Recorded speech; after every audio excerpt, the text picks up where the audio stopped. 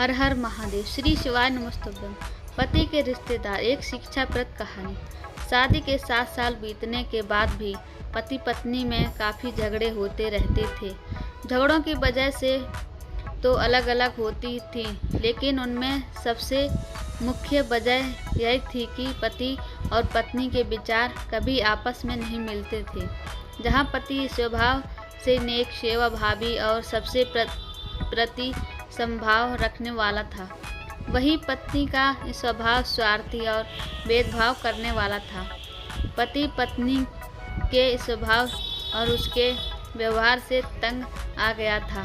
वह हमेशा कोशिश करता रहता है कि पत्नी का आचरण और स्वभाव में किसी तरह बदलाव आए। पत्नी अपने ससुराल साइड के रिश्तेदारों के साथ कभी सीधे मुंह बात न करती। कई लोग उसके खराब व्यवहार के कारण नाराज हो जाते, लेकिन पत्नी उसकी भी परवाह नहीं करती।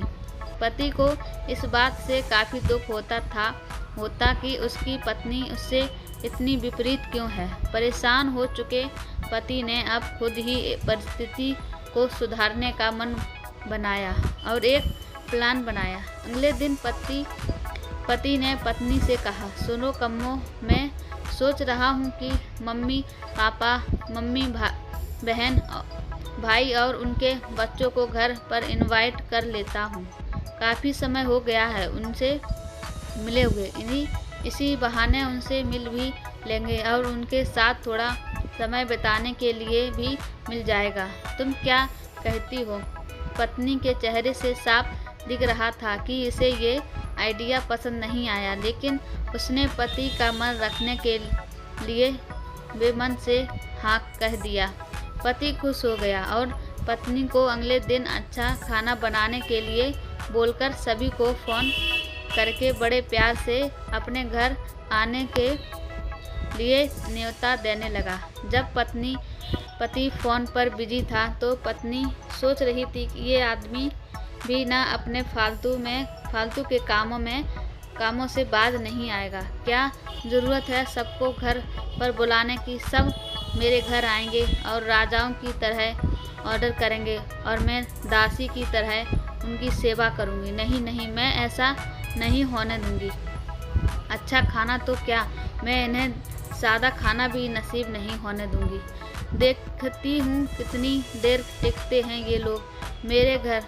अगले दिन सुबह पति काफ़ी खुश था जब सिर्फ 2 ही घंटे बचे थे सभी मेहमानों का आने के लिए। पति ने अपनी पत्नी से कहा, अच्छा बताओ तो सही, आज सबको खाने में क्या स्पेशल खिलाने वाली हो? पत्नी मुंह बनाते हुए बोली, स्पेशल खाना क्यों? तुम्हारे माँ बाप, भाई बहन कोई मेहमान थोड़ी हैं, उनके लिए कोई स्पेशल खाना नहीं बनाया है मैंने। वही खाएंगे जो हम खाते हैं। आज घर में सिर्फ दाल चावल बना है क्योंकि और कुछ बनाने के लिए सामान नहीं था।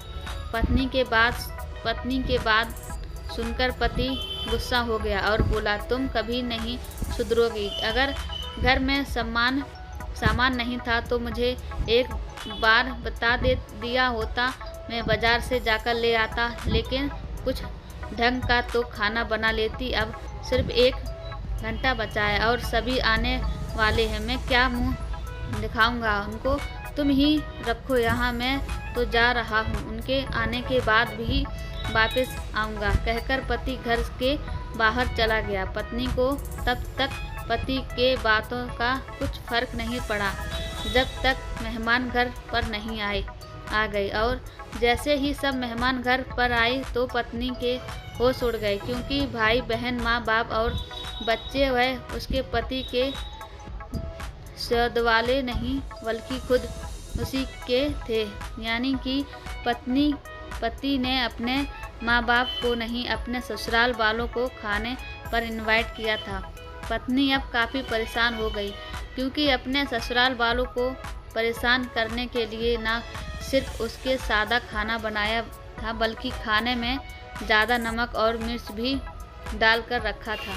अपने माइक्रो वालों को सामने देखकर पत्नी हाथ मलने लगी। थोड़ा सोचने के बाद पत्नी ने अपने पति को फ़ोन मिलाया और कहा, तुमने मुझे पहले क्यों नहीं बताया कि मेरे मम्मी पापा और भाई बहन आने वाले हैं। तुम पहले बता देते तो मैं अच्छा खाना उनके लिए बनाती। पति ने कहा, मैंने वही बताया जो मैं मानता हूँ। मैंने कभी तुम्हारे परिवार वालों को पराया नहीं समझा और तुमने कभी मेरे परिवार वालों को अपना नहीं माना। और मैं जानता हूँ कि तुमने यह सोचकर ही मेरे मम्मी पापा और भाई बहन आने वाले हैं जानबूझकर घटिया खाना बनाया। अब तुमने जो किया है उसे तुम खुद ही भुगतो।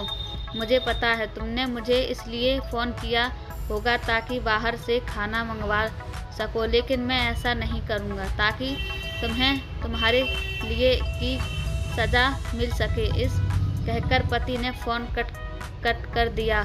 न चाहते हुए भी पत्नी को अपने मायके वालों को वही खाना खिलाना पड़ा।